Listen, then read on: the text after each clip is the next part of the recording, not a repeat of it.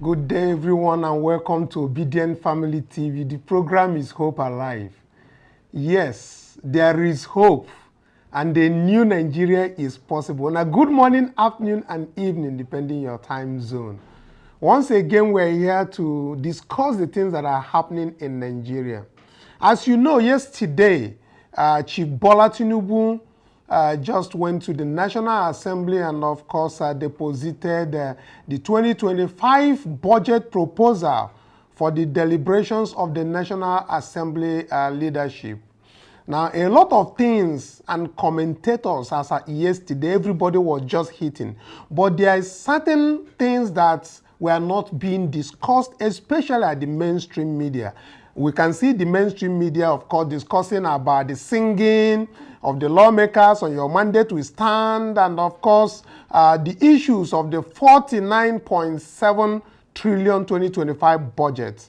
But there is something that needs to be said, that another recurring expenditure of renovation of the presidential villa is already embedded in the 2025 budget. Recall, in 2024 budget, it was the talk of the whole Nigeria. Everybody was saying, why are you renovating a vice presidential palace? Why are you renovating presidential? This is why there is hunger in the land. But notwithstanding all of this, in the midst of the shouts of last budget, Chief Bola Tinubu has once again demonstrated that he does not care for any Nigerian and for the hunger in the land by again including renovation of the presidential villa again. And outside of that, that goes for about, I think, 5.4 billion naira. And again, Chief Bola Tinubu went ahead to also include to buying of SUVs that was so controversial as at last year, budgeting about 15 billion for the State House to spend on SUVs, other things that has to do with tire and all the others. Well, we are going to have a discussion today about the recurring tale of the debt servicing and the neglect that is going on the 2025 budget proposal. So, but before we get into that, let me, of course, just like the others are doing, bring the issue of of what happened, the caricature of the act that happened yesterday. Some people are taking sides, saying that all the lawmakers were shouting or singing on your mandate will stand. But maybe they didn't watch it closely. Not all lawmakers. Some people were sitting down, unlike the previous time. Some people were actually sitting down, and some people were actually saying no. But let's take some commentaries of what has become of that their show yesterday at the National Assembly. As you also know, the National Assembly caucus has decided that they are going to extend the 2024 budget for another 6 months. That means that they are looking for the way for the money, all the money that they had padded into the budget. They have extended the implementation of the 2024 budget for about 6 months. And that is what Akpabio said yesterday during that very budget presentation. And the singing of on your mandate will stand. And the issue of telling lawmakers you are all re-elected, let me tell you something. Tinubu confidently told these lawmakers as of yesterday that you are all re-elected. Now, you might have to watch carefully. His words often carry a prophetic tone. Look at what happened in Edo State. He told them, you want APC, you already won. It has a prophetic tone, much like a soothsayer, if we must put it that way. But this is not to say that those other things won't happen. But let's take a commentary from what the crew at Arise discussed about that very singing and dancing that happened at National Assembly. When we come back, we'll now have a proper discussion on the budget proposal, the recurring tale of the debt debt servicing and the neglect that is happening in Nigerian Tinubu's government. Let's take a listen to the Arise crew, then we'll come back and have the discussion. On your man. On Wednesday, President Bola Ahmed Tinubu presented the 2025 appropriation bill of 49.7 trillion naira to a joint session of the 10th National Assembly in Abuja. While concluding his presentation, the president mistakenly addressed the joint session as the 11th National Assembly. Well, a lawmaker immediately corrected the president following an uproar by the sitting members. While reacting to the lawmakers, President Tinubu said the error implies that members of the 10th Assembly were all re-elected. Let's take a look. I hereby present the 2025 budget to the joint section of the 11th National Assembly. 10th? I wrote 11.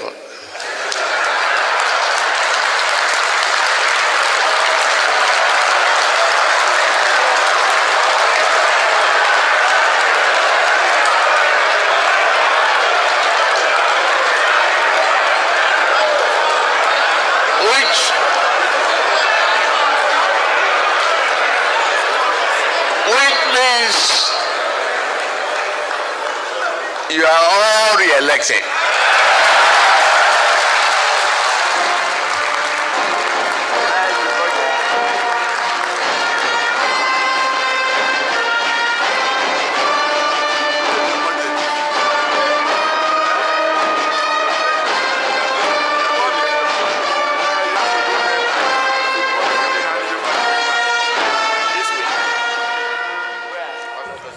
On your mandate, we shall stand, Rufai.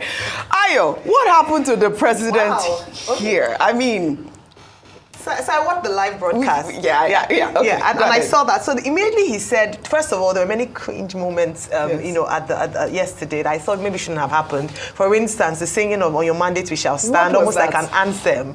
You know, I'm sure that we have a diverse mix of people in the House, not only APC members. So it'll be interesting to see what the other party members have to say, or their parties have to say about them. You know, all of them singing on their mandates. But aside that, the moment he said 11th, I thought, no, I'm sure this is the 10th Assembly. And immediately, in fairness to the president, immediately he was able to catch himself when they said, when, you know, there was like heckling. What was he supposed to do? I don't understand.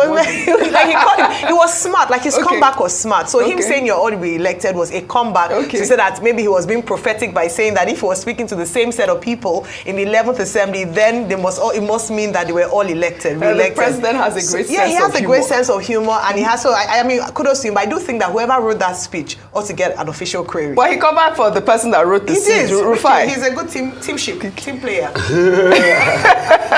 I mean, maybe to say the least, there are lots of speeches that purely under this administration that have been written that are just lies.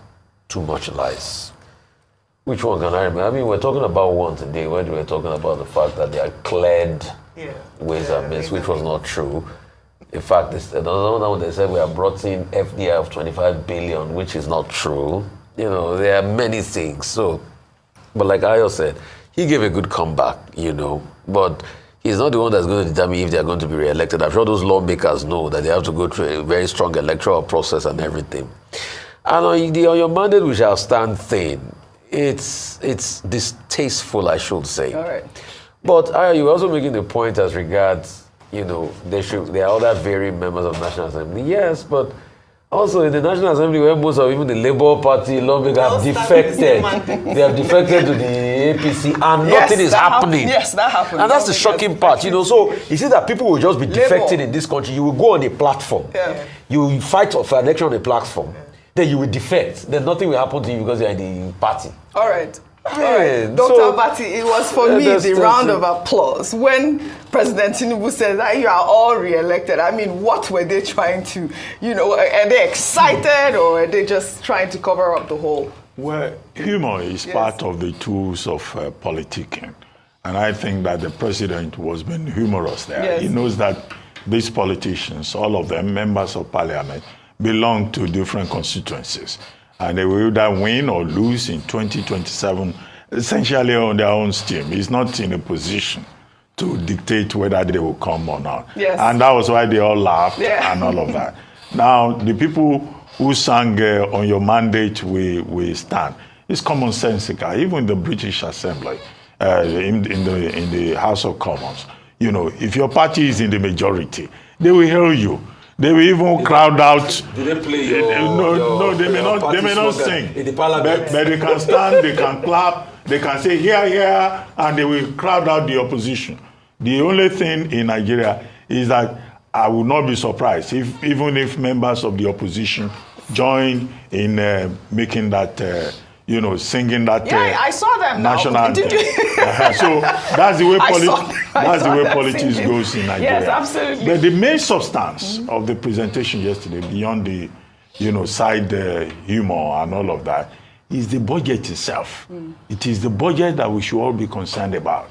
And some of those issues, we have raised them in our conversation with Animu Yakubu. You know, issues about are they going to fund the budget? You know, the distribution. Why is it that defense and security gets lion's share? Right. What is actually, you know, the projection for 2025? Why did they fail to meet the calendar? These are the more serious-minded issues. As for the humor, politicians will laugh, but I think Nigerians need to take a look again at that budget before the National Assembly rubber stamps it. Because all that conviviality is an indication of, you know, the fact that they will rubber stamp it. Even Senator Akpabio is already praising the budget. Yes, he's praising it, and he even praised Tinubu because I had a story of him saying that his any more money to that budget too. We are begging. I was saying, it's not that you go to National Assembly and they will pad it too. I was talking about Akpabio. He said that, you know, the Tinubu administration is doing so well with his infrastructure, and that Abuja is now like London. So as you can hear from the Arise News, of course, they did have this very deliberation that has to deal with the issue of the goofing of Chief Bola Tinubu in the presentation. However, let's go into the discussion on the recurring tale of the debt servicing that is embedded in every budget that Nigerian does, especially this one of Chief Bola Tinubu. Since his assertion, he has borrowed money more than 10 times. And if you want to equate the amount, you will see how much more money that has been done. But let's get to the 2025 budget proposal that is presented by Chief Bola Tinubu yesterday. And the stark reminder of this Nigeria's persistent fiscal woes. A cursory examination of the line items in the budget revealed a familiar pattern: debt servicing, paying off too much money for the money that Chief Bola Tinubu had borrowed. It continues to take a substantial chunk of the budget, while an allocation for critical sectors such as healthcare, education, and infrastructure remains woefully inadequate in the budget. This phenomenon, as you know, is not new. It's not a new thing. Rather, it is a recurring tale that has plagued Nigerians' budgeting process for years, as Tinubu continues to dwell on what Buhari left behind. Now, the implications of this trend are far-reaching and devastating. As debt servicing continues to drain Nigeria's resources, the poverty level is very high, skyrocketing. Economic growth is stagnated in Nigeria. The human cost of this mismanagement is evident in the lack of access to basic necessities such as healthcare, education, clean water, etc. The failure to address these pressing needs has led to a widespread disillusionment and frustration among Nigerians. Chief Bola Tinubu's budget proposal for 2025 as presented is an opportunity for a paradigm shift, at least. By prioritizing investment in critical sectors, the government, of course, can create jobs, stimulate economic growth, and reduce poverty. But no, that is not what they are after.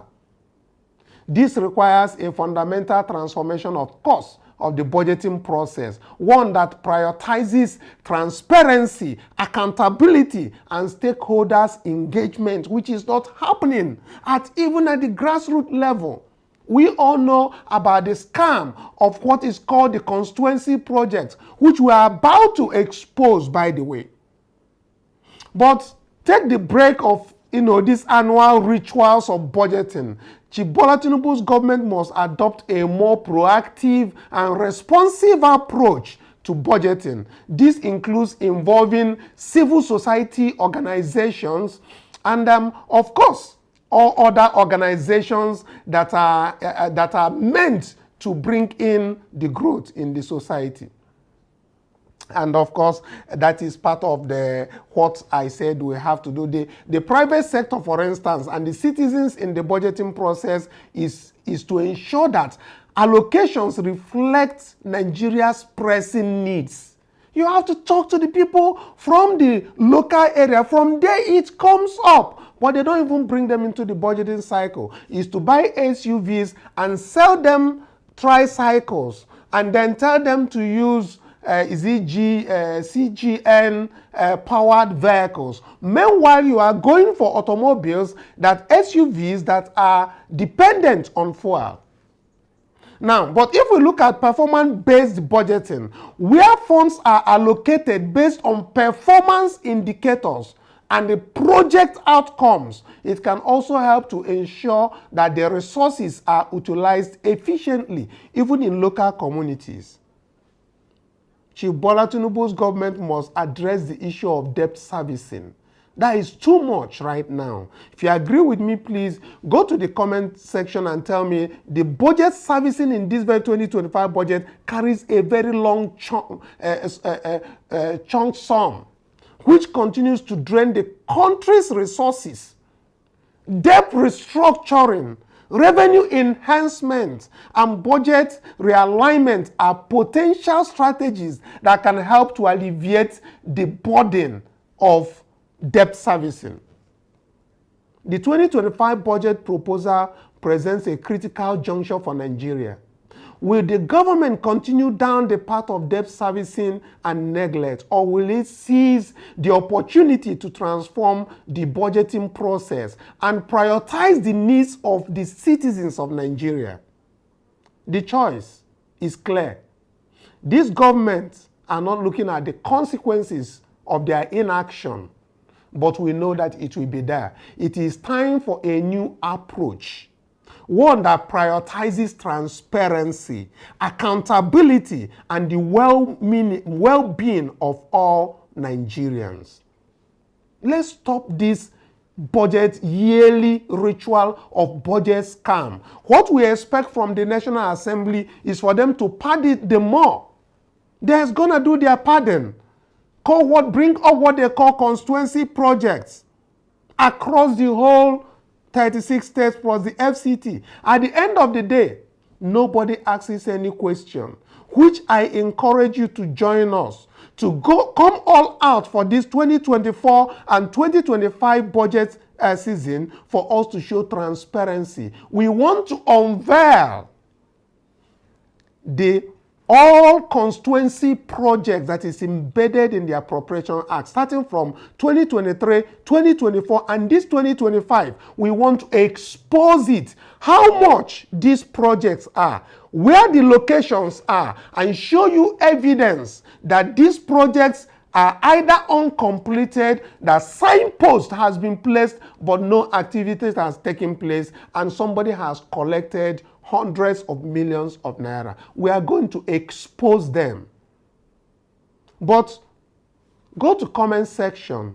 Tell us if you want to join us in doing this exposition of this constituency project and the fraud they call the yearly ritual that they call budgeting that never gets to the Nigerian masses.